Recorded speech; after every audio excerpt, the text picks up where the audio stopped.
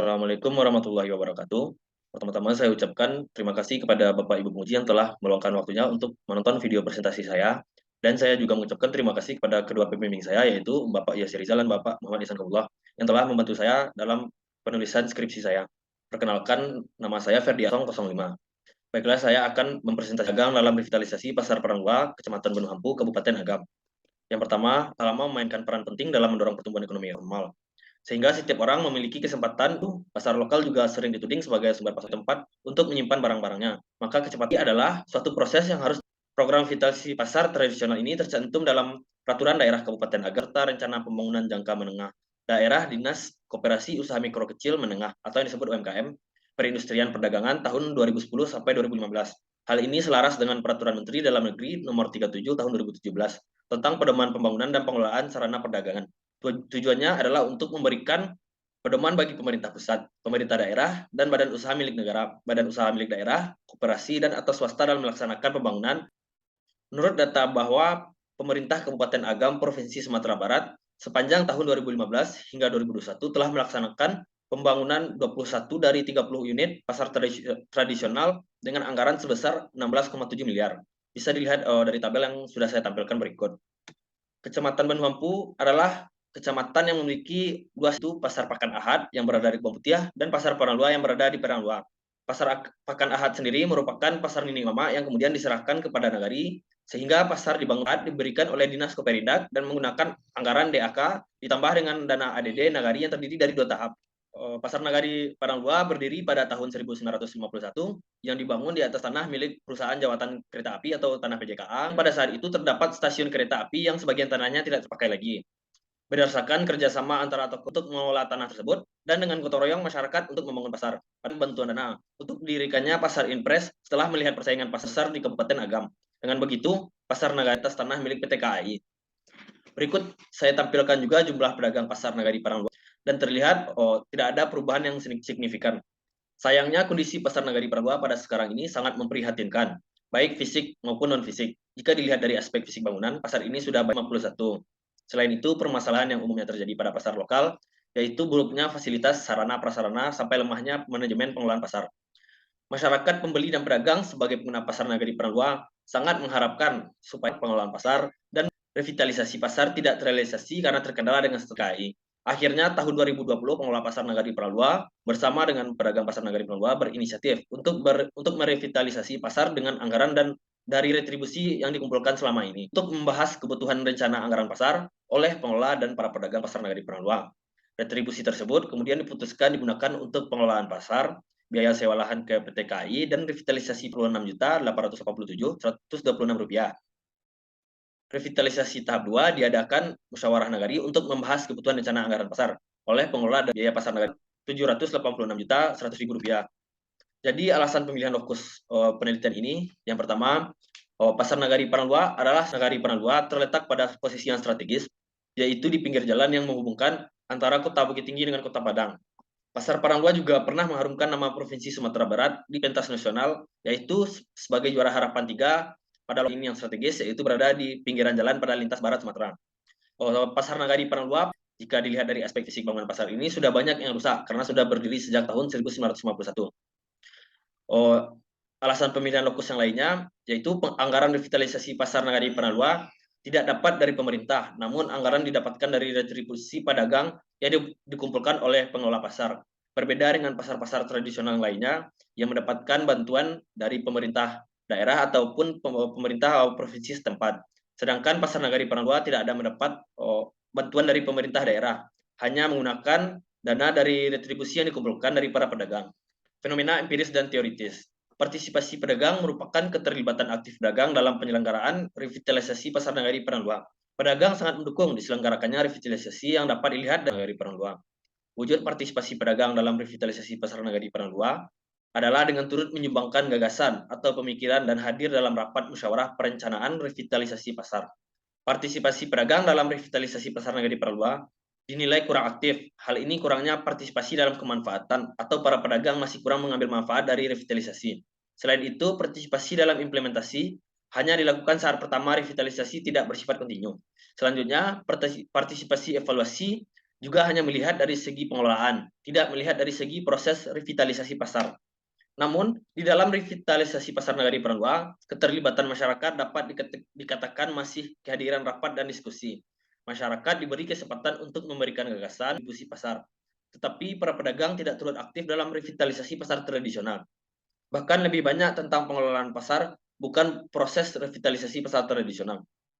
Jadi berdasarkan latar belakang masalah tersebut, didapatkan rumusan masalah, yaitu bagaimana partisipasi pedagang dalam revitalisasi Pasar Nagari Peralua, Kecamatan Bandung Hampu, Kabupaten Agam. Dan tujuan penelitian ini adalah untuk mengetahui partisipasi pedagang dalam revitalisasi Pasar Nagari Peralua, Kecamatan Bandung Hampu, Kabupaten Agam. Manfaat penelitian, manfaat secara teoritisnya yaitu berguna bagi sarana penulis untuk memperluas wawasan mengenai revitalisasi pasar tradisional, yaitu manfaat secara praktisnya yaitu dengan adanya penelitian ini dapat memberikan sumbangan pengetahuan bagi para pedagang, pemerintah Kabupaten Agam, maupun masyarakat luas mengenai pentingnya revitalisasi Pasar Nagari Perang 2, Kecamatan Bandung Hampu, Kabupaten Agam. Selain itu, hasil penelitian ini juga dapat menjadi acuan penelitian di bidang yang sama di masa yang akan datang.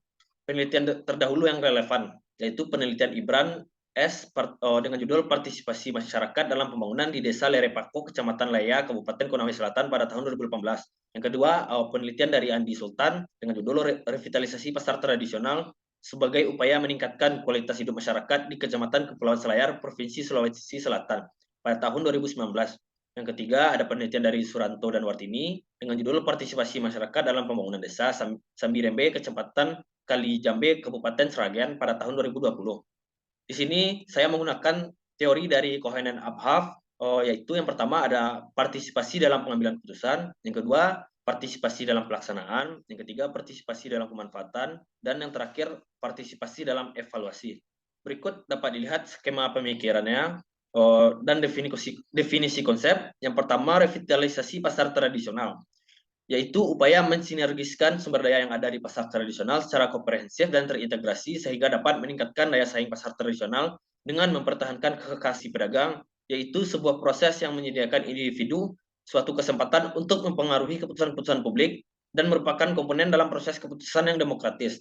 Partisipasi masyarakat merupakan arti sederhana dari kekuasaan masyarakat atau yang disebut citizen power. Selanjutnya definisi operasional. Variabelnya bentuk partisipasi, indikatornya yang pertama ada pengambilan keputusan revitalisasi pasar, cara mengukurnya yaitu keterlibatan pedagang dalam pengambilan keputusan revitalisasi pasar. Yang kedua, pelaksanaan revitalisasi pasar, cara mengukurnya yaitu dengan mengukur keterlibatan masyarakat secara nyata dalam mendukung inisiatif revitalisasi pasar. Yang ketiga, manfaat revitalisasi pasar, cara mengukurnya dengan melihat seberapa besar persentase keberhasilan revitalisasi pasar yang dilaksanakan, apakah sesuai dengan target yang telah ditetapkan atau tidak. Yang keempat, ada evaluasi revitalisasi pasar. Cara mengukurnya yaitu melihat keterlibatan masyarakat dalam memantau dan mengevaluasi pelaksanaan hasil dari perencanaan yang dilakukan di awal revitalisasi pasar Nagari Pananua. Metode penelitian. Metode penelitian yang digunakan yaitu kualitatif deskriptif.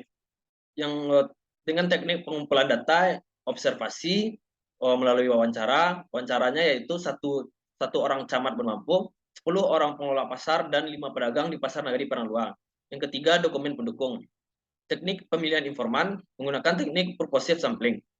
Peranan peneliti sebagai petunjuk pertama dan berperan sebagai alat kunci, mulai dari penentuan fokus, memilih informan, mengumpulkan data, observasi dan dokumentasi hingga menganalisis. Proses penelitian yang pertama melakukan studi dokumentasi, yang kedua melakukan wawancara dan dokumentasi. Unit analisis dari penelitian saya ini yaitu kelompoknya yaitu pengelola pasar Nagari Panalua dan pedagang pasar Nagari Panalua. Teknis analisis datanya, yang pertama pengumpulan informasi, yang kedua reduksi data, yang ketiga penyajian data dan penarikan kesimpulan. Teknik keabsahan data, melakukan pengamatan secara terus-menerus melalui triangulasi, yang ketiga peer review through discussion. Berikut saya tampilkan juga daftar triangulasi penelitian. Ada 4 orang, 3 orang dari tokoh masyarakat yang ikut terlibat dalam perencanaan revitalisasi Pasar Nagari Pananua dan 1 orang pembeli di Pasar Nagari Pananua. Temuan dan analisis data. Partisipasi pedagang dalam revitalisasi Pasar Nagari Pananua, Kecamatan Bandung Kabupaten Agam. Per 2 Agustus 2021, pemerintah Nagari Pananua telah mengirimkan surat permohonan pembentukan kelompok pengembangan dan pemulihan Pasar Nagari Pananua pada Dinas Perindustrian Perdagangan, Koperasi dan Perindustrian Kabupaten Agam. Kemudian 19 Oktober 2021 dalam surat nomor 511 /138 Perindak Kop UKM /P.1 X Strip 2021 dengan lampiran satu berkas terkait surat keputusan kelompok pengembangan dan pembelian pasar. Pengelola pasar melakukan diskusi dengan mengundang beberapa perwakilan pedagang dan tokoh masyarakat. Pengelola pasar selanjutnya melakukan permohonan kepada dinas agar diizinkan untuk melakukan revitalisasi pasar Nagari Paranwa. Pada bulan Oktober, permohonan tersebut dipenuhi oleh Kabupaten Agam. Para pedagang juga antusias dan optimis dalam revitalisasi pasar Nagari ini. Pengambilan keputusan dalam revitalisasi pasar Nagari Paranwa, Kecamatan Benuampu. Yang pertama, pengelola pasar Nagari Paranwa sangat memperhatikan pentingnya musyawarah dengan pedagang. Yang kedua, sebelum revitalisasi perlu adanya musyawarah untuk menyatukan persepsi. Yang ketiga, para pedagang perlu mengetahui bagaimana ini dilakukan guna untuk mencapai kemufakatan. Hanya 3 kali, 2 kali sebelum pelaksanaan revitalisasi dan 1 kali evaluasi untuk rencana revitalisasi tahap 2. Kesepakatan yang dicapai adalah kontraktor yang melakukan revitalisasi yaitu CV Indah, anggaran revitalisasi dan desain pasar. Meskipun tidak semua pedagang turut dalam musyawarah, tetapi sudah terwakilkan oleh beberapa pedagang dan tokoh masyarakat. Hasil musyawarah juga disosialisasikan kepada para pedagang dan pembeli. Yang kedua, berdasarkan teori Cohen dan Abhaf, yaitu pelaksanaan revitalisasi Pasar Nagari Paranwa, Kecamatan Benampu, Kabupaten Agam. Partisipasi dalam pelaksanaan yaitu pada sumber daya dana sumbangan sifatnya tidak harus atau memaksa, sehingga sifatnya swadaya. Swadaya yang dikumpulkan hanya ada material untuk dana ataupun tenaga, tidak ada sumbangan. Karena revitalisasi sudah disibukkan dengan pekerjaan dagang. Sumbangan atau swadaya dari pedagang berupa material untuk revitalisasi Pasar Nagari Paranwa, Kecamatan Benampu, Kabupaten Agam. Swadaya yang diberikan berupa material 15 semen dan 2 truk pasir pada tahap revitalisasi 1. Meskipun begitu, ada beberapa pedagang yang merasa tidak ingin terlibat dan kurang aktif dalam pelaksanaan revitalisasi Pasar Nagari Paranwa. Yang ketiga, berdasarkan teori Cohen dan Abhaf, yaitu pengambilan manfaat. Pengambilan manfaat dalam revitalisasi Pasar Nagari Paranwa belum dirasakan. Penyebabnya dipengaruhi oleh proses revitalisasi yang masih berlangsung. Menurut para pedagang dalam revitalisasi tahap 1 yaitu pasar yang bersih, pasar yang terlihat indah, toilet tidak kumuh, kios lebih tertata rapi, arus bongkar muat lebih tertib dan pedagang lebih tertib. Namun untuk omset belum dirasakan kemanfaatannya dari revitalisasi pasar tahap 1. Selanjutnya berdasarkan teori Cohen dan Abhaf ada evaluasi. Yang pertama, hal-hal yang dievaluasi dalam pembangunan adalah tujuan dan hasil pembangunan proyek. Apakah sudah tercapai atau tidak? Apakah sesuai dengan rencana atau tidak? Jika tidak, apa yang membuatnya tidak tercapai? Apa yang harus dilakukan agar sesuai? Terdapat evaluasi yang dilakukan pada tahap 1 yaitu masih ada pedagang yang belum tertampung, sehingga perlu dilanjutkan ke tahap 2. Di samping itu, para pedagang meminta agar pengelola pasar yang baru melanjutkan visi misi dan dari pengelola pasar yang lama. Dalam proses revitalisasi Pasar Nagari Paranwa, ada evaluasi yang dilakukan oleh para pedagang ketika revitalisasi tahap 1. Meskipun ada beberapa pihak yang merasa tidak dilibatkan, hasil pertemuan disimpulkan bahwa para pengurus dan pengelola pasar yang baru wajib melanjutkan program revitalisasi pasar yang sudah dilakukan oleh pengelola sebelumnya. Selain itu, umpan balik yang diberikan adalah masalah tempat atau ruang para pedagang, keamanan, parkir, fasilitas umum, dan keindahan dari Pasar Nagari Paranwa. Baiklah, kesimpulan dari penelitian saya ini, pengambilan keputusan dalam revitalisasi Pasar Nagari Paranwa adalah dengan melalui musyawarah, diskusi, dan pertukaran ide gagasan hingga mendapatkan kesepakatan bersama. Musyawarah dilaksanakan sebanyak 3 kali, 2 kali sebelum revitalisasi dan 1 kali evaluasi. Kesepakatan yang dicapai adalah kontraktor yang melakukan revitalisasi anggaran dan desain pasar. Dalam pelaksanaan revitalisasi Pasar Nagari Paranwa terdapat sumbangan dari para pedagang merupakan material 15 men dan 2 truk pasir pada tahap revitalisasi tahap 1. Pada tahap pengambilan manfaat dalam revitalisasi Pasar Nagari Paranwa belum dirasakan. Hal ini dipengaruhi karena proses revitalisasi masih berlangsung. Kemanfaatan dirasakan hanya dari revitalisasi tahap 1, yaitu pasar yang bersih, pasar yang terlihat indah, toilet tidak kumuh, kios tertata rapi, arus bongkar muat lebih tertib, ada jam operasionalnya, dan arus lalu lintas khusus. Pengepakan barang lebih teratur dan pedagang lebih tertib. Namun untuk omset belum dirasakan kemanfaatannya. Evaluasi dalam revitalisasi Pasar Nagari Paranwa, Kecamatan Benampu, Kabupaten Agam, dilakukan oleh para pedagang ketika revitalisasi tahap 1 selesai, yaitu pengurus dan pengelola pasar yang baru wajib melanjutkan pasar yang sudah dilakukan sebelumnya. Selain itu, umpan balik yang diberikan akhir fasilitas umum dan keindahan dari Pasar Nagari Paranwa. Dengan demikian bahwa partisipasi pedagang dalam revitalisasi Pasar Nagari Paranwa, Kecamatan Benampu, Kabupaten Agam masih pasif. Hal ini terlihat dari pengambilan manfaat yang belum didapat secara maksimal dan evaluasi yang belum dilakukan secara menyeluruh. Saran yang pertama untuk pemerintah provinsi dan Kabupaten Agam agar melakukan pembinaan terhadap pengelolaan Pasar Nagari Paranwa sehingga pasar tetap bisa bertahan, para pedagang lebih aktif dan mengikuti arus globalisasi. Yang kedua untuk pemerintah Kabupaten Agam agar merumuskan kebijakan terkait masalah tanah Pasar Nagari Paranwa yang di bawah tanah PT KAI. Yang ketiga untuk pengelola pasar agar lebih aktif dan menjalin kerjasama dengan stakeholder agar pasar tetap bisa bertahan dan menjadi pasar unggulan di Kabupaten Agam. Selanjutnya, untuk para pedagang agar lebih aktif memberikan masukan dan umpan balik terkait proses pengelolaan pasar. Dengan begitu, proses perdagangan di pasar bisa lebih bersinergi dan dapat merasakan kemanfaatan dari revitalisasi. Saran yang kelima, untuk masyarakat agar tetap memanfaatkan pasar tradisional, dengan begitu tetap menjaga eksistensi pasar dan mengharumkan nama Kabupaten Agam. Sekian presentasi dari saya. Saya mohon maaf apabila ada kesalahan. Wabarakatuh.